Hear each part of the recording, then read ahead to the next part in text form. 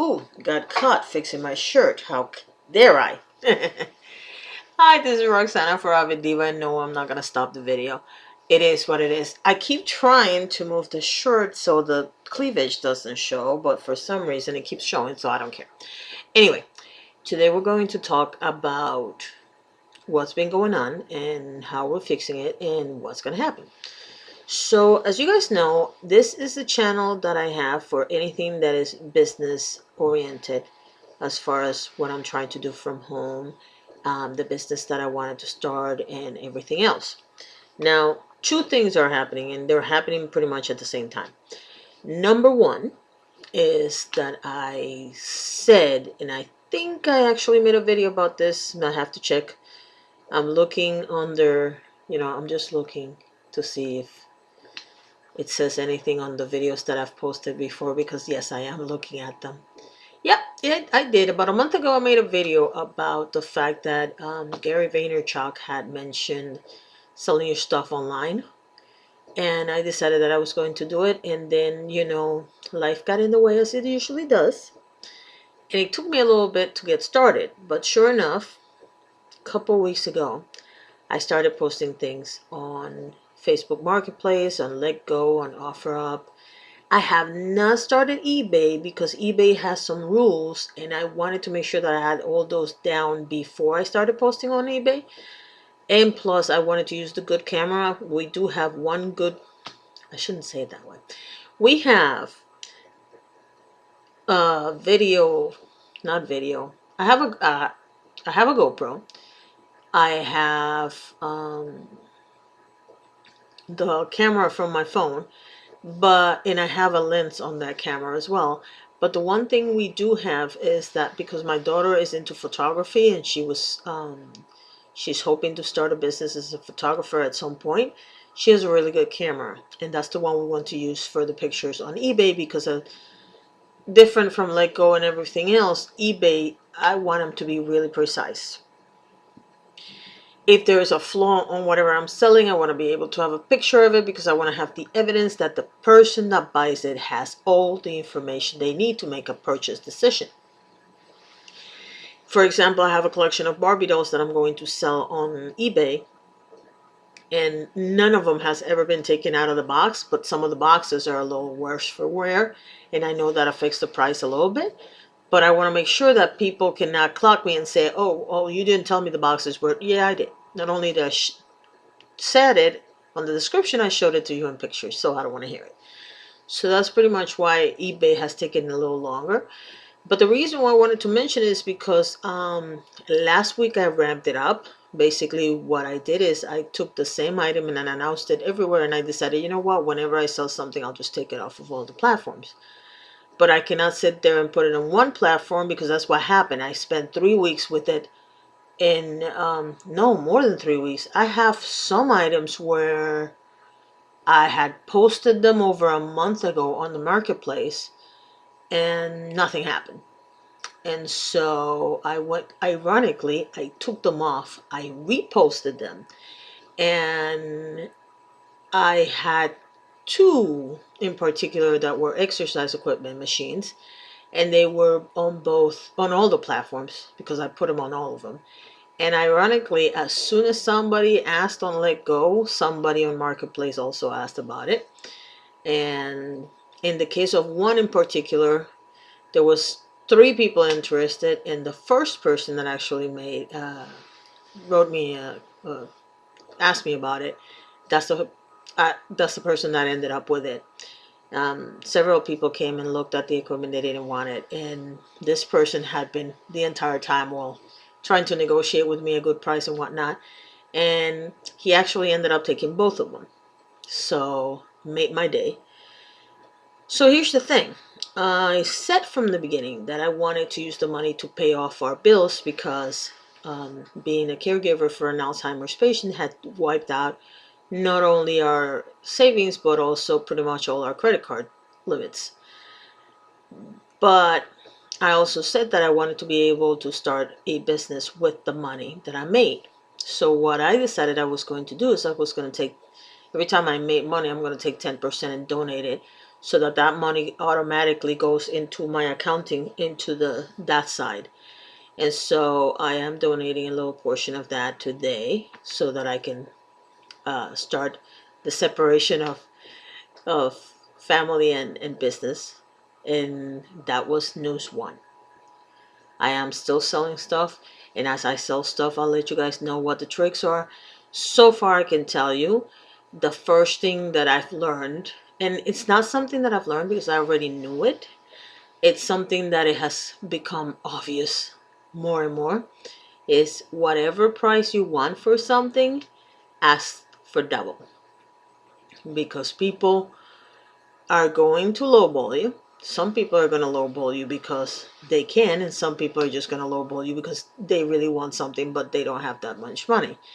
So, for example, if you want $300 for something, ask for 600 or 500, and you'll get close to the 300.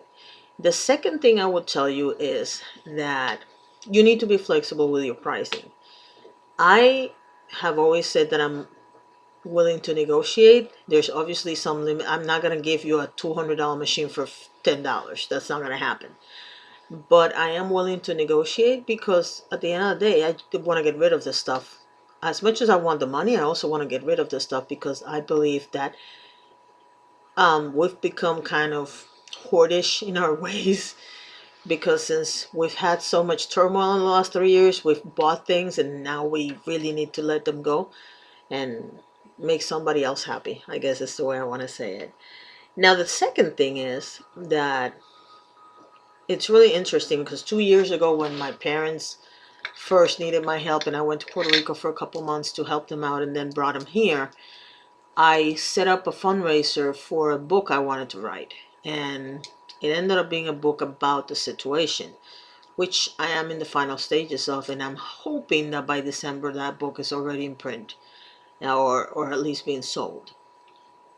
One of the things that I discovered is, apart from the Alzheimer's Association, which is awesome, one of the things I discovered is not only the health toll that being a caregiver takes on people, but also the financial and the relationship toll it takes. I'm not saying that everybody gets divorced or anything like that. That's not what I'm talking about. I'm talking about normal wear and tear of a relationship. It goes into overdrive when you are taking care of a person, just because you're not feeling your best. So you're not doing your best effort in your relationships. You're just trying to survive another day. And as far as the financial burden is ridiculous. We were looking at some statistics from the Alzheimer's Association, and they were explaining to us that over 15 million people are taking care of a loved one right now. And they provide billions of dollars in unpaid hours of caretaking.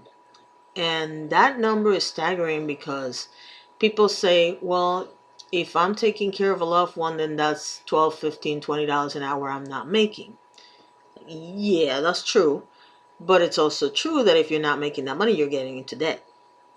And so I was thinking about what can I do? How can I set this up? What options can I help people with? And I was also looking back at the stuff that I wrote, and I was talking about the challenges of finding people to help us out. Because, for example, when you're looking for a CNA or a nurse to take care of your loved one for a few hours, so you can go to the doctor's office or just take a break, on average, that costs you anywhere from $17 to $22 an hour. In my case, we used to take the help for 4 hours, so it would go down to $17. Because if it was 2 hours or less, it was $22 an hour. And it's just crazy to me that there is no way of making it possible for people that are in a middle income or low income households to have a break, because there's just no way. So I was looking at Twitter on Friday, either Thursday or Friday. Jeff Bezos posted something about how his philanthropy, not his philanthropy, his company's philanthropy efforts, Amazon and Washington Post and all other companies that were for long-term efforts, and he wanted to do something more immediate. And that was kind of like the push that I needed. Because what I did is I went to youcaring.com and I posted a video and some pictures, and I said, you know what, we need to do this now. What I want to create is a place where we can have all the resources available for caregivers to have access to grants, access to facilities that will take Medicaid, people that are willing to either volunteer or charge less for taking care of them, or that we can grant them enough, some sort of grant where this project would provide half of the hourly rate for the caregiver to hire somebody to do that kind of thing.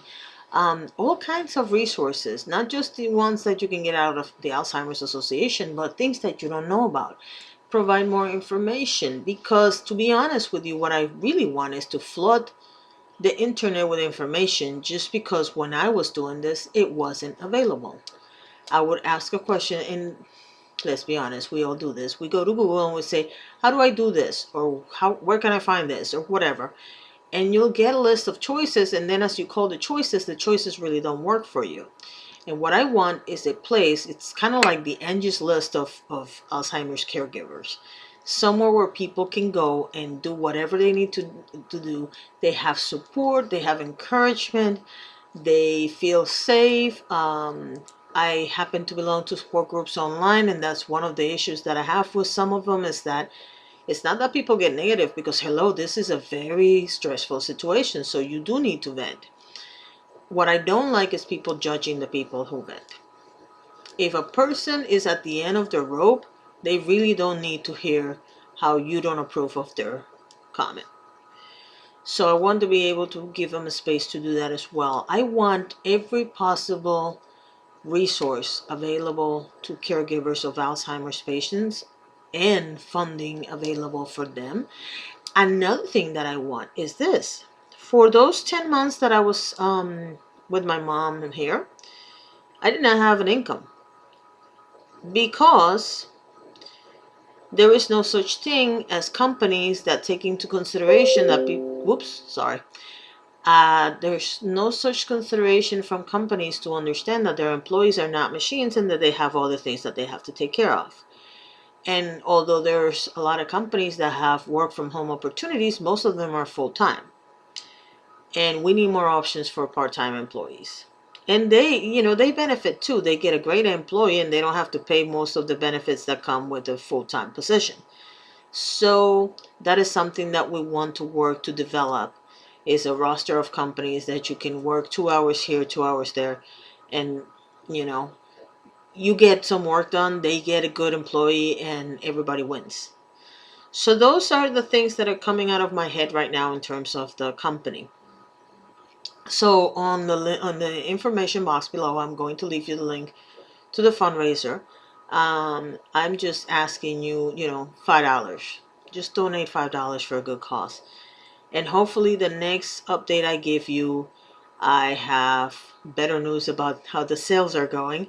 And like I said, since I'm taking 10% of whatever I make on the sales and posting it on the fundraiser, you are going to see some of my own fundraising as well, because I want to be able to put my money where my mouth is.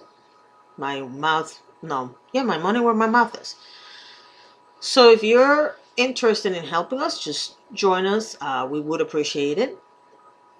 If you have any suggestions, if you happen to be a caregiver and have a story to tell, please contact us, because we would like to feature more and more stories of people that are going through this.